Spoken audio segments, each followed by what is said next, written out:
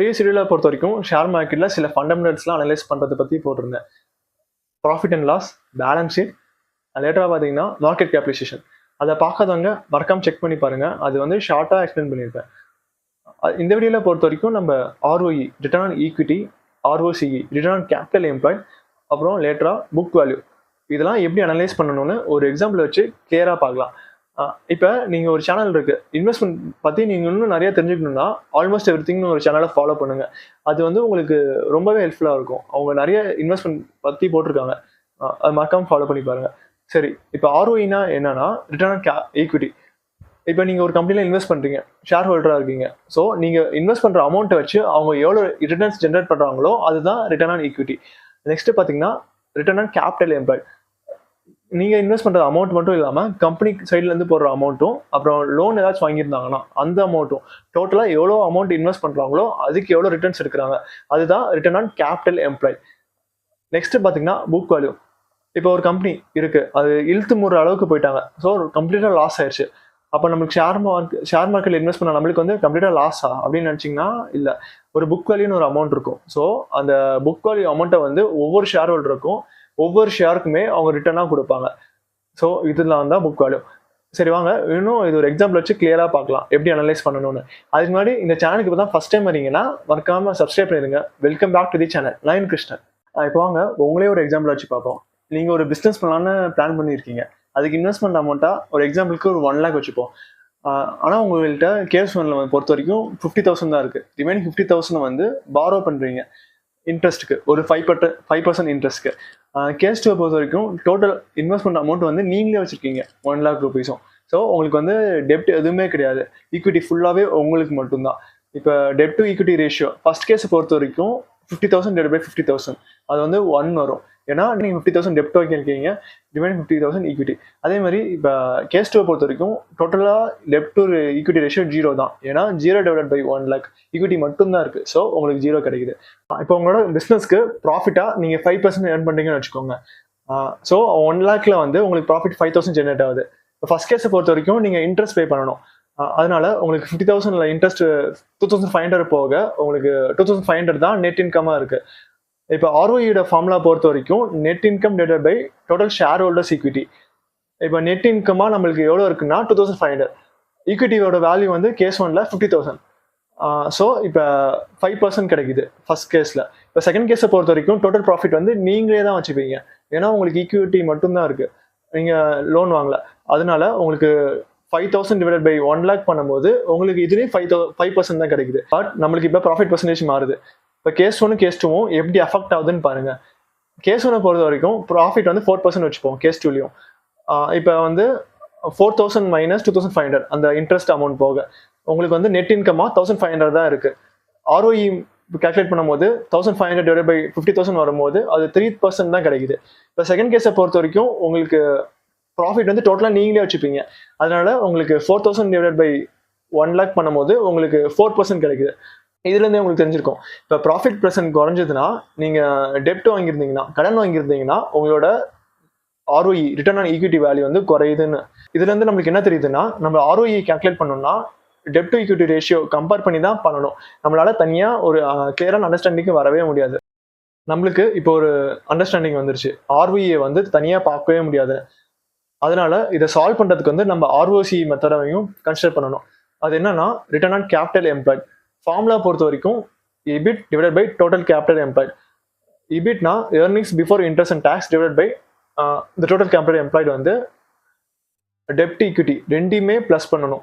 ஒரு கம்பெனி வந்து எவ்வளோ டெப்ட் வச்சிருந்தாலும் சரி, எவ்வளோ ஈக்விட்டி மூலிமா இன்வெஸ்ட் பண்ணுறாங்களோ அது ரெண்டுத்தையும் ப்ளஸ் பண்ணுறது தான். நம்ம முன்னாடி கேஸ் 2ல வந்து 4% ப்ராஃபிட் பார்த்தோம், அதையே இங்கேயும் பார்க்குறோம். இப்போ 4,000 / 1 lakh ரெண்டு கேஸ்லையும் போடும்போது 4% கிடைக்குது. இப்போ உங்களுக்கு ஒரு கன்ஃபியூஷன் இருக்கும், என்னன்னா EBITும் நெட் இன்கமும் ஒன்றானு.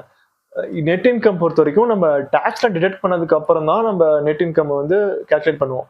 நம்மளுக்கு வந்து ஒரு கிளியரான ஒரு அண்டர்ஸ்டாண்டிங் கிடைக்கணுங்கிறதுக்காக நம்மளுக்கு அந்த நெட் இன்கம் வந்து அப்படியே எடுத்துக்கிட்டோம், அந்த டேக்ஸ்லாம் டிடெக்ட் பண்ணாமல்.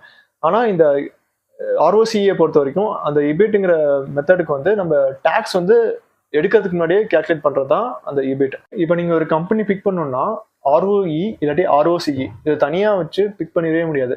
ரெண்டு வேல்யூமே கம்பேர் பண்ணி அதோட டிஃப்ரென்ஸ் எந்த அளவுக்கு இருக்குன்னு நீங்கள் செக் பண்ணி பார்க்கணும். இப்போ உதாரணத்துக்கு சில ஸ்டாக்ஸ்லாம் எடுத்துப்போம். இது நான் இன்வெஸ்ட் பண்ணணும்னு நான் சொல்லலை, சில ஸ்டாக்ஸ் மட்டும் எக்ஸாம்பிளுக்கு சொல்கிறேன். இப்போ ஃபஸ்ட்டு டாடா பவர், இதோட ROE எடுத்துக்கிட்டிங்கன்னா 11.3% இருக்குது. அதே மாதிரி ROCE எடுத்துக்கிட்டோம்னா அதோட வேல்யூ வந்து 11.1% இருக்குது. இது ரெண்டுக்குமே மேஜரான டிஃப்ரென்ஸ் இல்லை. இதுலேருந்து நம்மளுக்கு என்ன தெரியுதுன்னா அந்த கம்பெனியோட டெப்ட் வந்து ரொம்பவே கம்மியாக தான் இருக்குன்னு. இப்போ நெக்ஸ்ட்டு டாடா மோட்டார்ஸ் எடுத்துப்போம். இதோட ரிட்டர்னும் ROE பொறுத்த வரைக்கும் 49.4% இருக்குது. இப்போ ROC எடுத்துட்டோம்னா அது 20% கிட்ட இருக்குது. இதுலேருந்து பார்க்கும் போது நம்மளுக்கு ROEயும் ROCயோட வேல்யூமே மிகப்பெரிய டிஃப்ரென்ஸாக இருக்குது. இதுலேருந்து நம்மளுக்கு என்ன தெரியுதுன்னா அவங்க ஈக்விட்டி மூலிமா ரிட்டர்ன்ஸ் வந்து அதிகமாக ஜென்ரேட் பண்ணுறாங்க. இப்போ பார்த்தா நம்ம ரெண்டு கம்பெனிலையும் சரி ROC வேல்யூ வந்து அதிகமாக இருக்குது. இது மூலிமா நம்மளுக்கு என்ன தெரியுதுன்னா அந்த ரெண்டு கம்பெனியுமே டெப்ட் வந்து கம்மியாக இருக்குன்னு. இப்போ இன்னொரு கம்பெனி எக்ஸாம்பிள் எடுத்துப்போம், டாடா ஸ்டீல். இந்த கம்பெனி பொறுத்த வரைக்கும் ROE வேல்யூ பார்த்தீங்கன்னா -2.2% இருக்குது. இதுவே ROC பார்க்கும்போது 7.67% இருக்குது. இதுலேருந்து என்ன தெரியுதுன்னா அவங்க வந்து டெப்ட் அதிகமாக வச்சுருக்காங்க, இன்ட்ரெஸ்ட் தான் அதிகமாக பே பண்ணிருக்காங்கன்னு. இப்போ வாங்க நெக்ஸ்ட் புக் வேல்யூ என்னன்னு பார்ப்போம். நம்ம முன்னாடியே பார்த்த மாதிரி தான். இப்போ கம்பெனி வந்து டோட்டல் லாஸ் ஆயிடுச்சு, எழுத்து ஸ்டேஜ்க்கு போயிட்டாங்கன்னா அந்த கம்பெனியில் இருக்க டோட்டல் அசட்ஸும் லயபிலிட்டிஸும் மைனஸ் பண்ணி வர வேல்யூவை ஒவ்வொரு ஷேர் ஹோல்டர்ஸ்க்கும் ஒவ்வொரு ஷேருக்குமே பிரித்து கொடுக்கறது தான் இந்த புக் வேல்யூ. இப்போ நம்ம முன்னாடியே பார்த்தா ப்ரீவியஸாக 3 கம்பெனிஸ் பார்த்தோம், அதோட புக் வேல்யூலாம் என்னென்னு பார்ப்போம் கரண்ட் வேல்யூட கம்பேர் பண்ணி. இப்போ ஃபர்ஸ்ட் எடுத்துட்டோம்னா டாடா பவர். டாடா பவரோட புக் வேல்யூ எடுத்துட்டிங்கன்னா 101 இருக்குது. இதுவே கரண்ட் ப்ரைஸ் வந்து 432 இருக்குது. இப்போ அந்த கம்பெனி லாஸ் ஆயிடுச்சுன்னா அந்த 101 வேல்யூ தான் அந்த ஒவ்வொரு ஷேருக்கும் பிரித்து தருவாங்க. நெக்ஸ்ட் பார்த்துட்டிங்கன்னா டாடா ஸ்டீல். இந்த கம்பெனியோட புக் வேல்யூ எடுத்துட்டோம்னா 73% இருக்குது. அதுவே கரண்ட் வேல்யூ பார்க்கும்போது 176 இருக்குது. நெக்ஸ்ட்டு ஃபைனலாக டாடா மோட்டார்ஸ். இந்த கம்பெனியோட புக் வேல்யூ எடுத்துட்டோம்னா 255 இருக்குது. அதோட கரண்ட் மார்க்கெட் ப்ரைஸ் பார்க்கும்போது 955 இருக்குது. நெக்ஸ்ட் வாங்க இப்போ பிபி ரேஷியோ பற்றி பார்ப்போம். இதோட ஃபார்முலா வந்து market price divided by book value of the company. இப்போ டாடா பவரோட புக் வேல்யூ எடுத்துட்டோம்னா 101 இருக்குது. அதோட மார்க்கெட் ப்ரைஸ் வந்து 432 இருக்குது. இப்போ அது ரெண்டுமே டிவைட் பண்ணும்போது வரது தான் நம்மளுக்கு பிபி ரேஷியோ. இது டாடா பவருக்கு வந்து நம்மளுக்கு 4.2% சம்திங் கிடைக்குது. இப்போ ஒரு கம்பெனி வந்து அண்டர் வேல்டாக இருக்கா இல்லை ஓவர் வேல்டாக இருக்குன்னு பிபி ரேஷியோ வச்சு நம்மளால டிசைட் பண்ணிட முடியும். இப்போ ஒரு கம்பெனியோட பிபி ரேஷியோ 1 கீழே இருக்குது, அப்படி இருக்கும்போது அது அண்டர் வேல்டாக நம்மளால லிஸ்ட் பண்ணிக்க முடியும். இப்போ அதுவே பிபி ரேஷியோ 2க்கு மேலே போச்சுன்னா அது வந்து ஓவர் வேல்யூ தான் நம்மளுக்கு வந்து ஐடென்டிஃபை பண்ணிக்கலாம். ஆனால் இப்போ பிபி ரேஷியோ மட்டுமே வச்சு நம்மளால ஒரு அண்டர்ஸ்டாண்டிங்க்கு வர முடியாது. ஏன்னா நிறைய ஃபேக்டர்ஸ் இருக்குது ஒரு கம்பெனியை வந்து ப்ராப்பராக அண்டர்ஸ்டாண்ட் பண்ணுறதுக்கு. இப்போ ஒரு கம்பெனியோட பிபி ரேஷியோ வந்து அதோட செக்டரில் இருக்க பிபி ரேஷியோ வச்சு தான் கம்பேர் பண்ணணும். ஏன்னா அந்த செக்டரோட ஆவரேஜ் பிபி ரேஷியோட எந்த அளவுக்கு இருக்குன்னு நம்மளுக்கு வந்து அப்போ தான் தெரியும். நம்ம வேற ஒரு செக்டரில் இருக்க கம்பெனியோட கம்பேர் பண்ணோம்னா நம்மளுக்கு கண்டிப்பாக அது கரெக்டான பிபி ரேஷியோவாக இருக்காது. நெக்ஸ்ட் வாங்க இன்னொன்று ரேஷியோ பார்ப்போம், டெப்ட் ஈக்விட்டி ரேஷியோ. நம்ம ஃபர்ஸ்ட் பார்த்தோம்ல அந்த டெப்ட் ஈக்விட்டி ரேஷியோ வந்து டோட்டல் டெப்ட் டிவைட் பை டோட்டல் ஈக்விட்டி. இப்போ இது ரெண்டையும் டிவைட் பண்ணும்போது நம்மளுக்கு ரேஷியோ வந்து 1லேருந்து 2க்குள்ளே இருந்துச்சுன்னா குட் ரேஷியோவாக சொல்லலாம். இப்போ அதுவே 1 கீழே போச்சுன்னா அது ரொம்ப லெஸ்ஸான ரிஸ்க்கை கொண்ட கம்பெனியாகவும் நம்மளால ஐடென்டிஃபை பண்ணிக்கலாம். இப்போ அதுவே அந்த டெப்ட் ஈக்விட்டி ரேஷியோ 2க்கு மேலே போச்சுன்னா அது ஹை ரிஸ்க் கம்பெனி. ஸோ அதை இன்வெஸ்ட் பண்ணுறது வந்து நம்ம அவாய்ட் பண்ணிக்கணும். ஏன்னா அந்த கம்பெனி வந்து அதிகமாக டெப்ட் தான் வச்சுருக்காங்கன்னு நம்மளால தெரிஞ்சுக்கலாம். அதே மாதிரி இப்போ ஒரு கம்பெனி நம்ம டெப்ட் ஈக்விட்டி ரேஷியோ வந்து 1 கீழே இருக்குன்னா அவங்க குட் கம்பெனின்னு சொல்லிடவும் முடியாது. ஏன்னா அவங்க வந்து க்ரோத் பண்ணுறதுக்காக அவங்க எந்த ஸ்டெப்ஸுமே எடுக்காமல் இருக்காங்கன்னு ஒரு பாயிண்ட்ல நம்ம யோசிக்கலாம். சரி, ஓகே, இதுதான் சம் ஆஃப் தி ஃபண்டமெண்டல்ஸ். இன்னும் நிறைய ஃபண்டமெண்டல்ஸ் இருக்குது, இதெல்லாம் நீங்கள் ப்ராப்பராக அனலைஸ் பண்ணணும். இதெல்லாம் இன்னும் நீங்கள் இன்வெஸ்ட்மெண்ட் பற்றி நிறைய தெரிஞ்சுக்கணும்னா நம்ம முன்னாடியே சொன்ன மாதிரி ஆல்மோஸ்ட் எவ்ரிதிங் சேனலையும் ஃபாலோ பண்ணுங்கள். அவங்க செல்ஃப் இம்ப்ரூவ்மெண்ட்டுக்கு ரிலேட்டடாகவும் நிறையா கண்டென்ட்லாம் மேக் பண்ணுவாங்க. சரி, ஓகே, இந்த வீடியோ அவ்வளோதான். இன்னொரு நாள் இன்னொரு வீடியோ பண்ணலாம். அதுதான் இட்ஸ் பை ஃப்ரம் நெக்ஸ்ட்.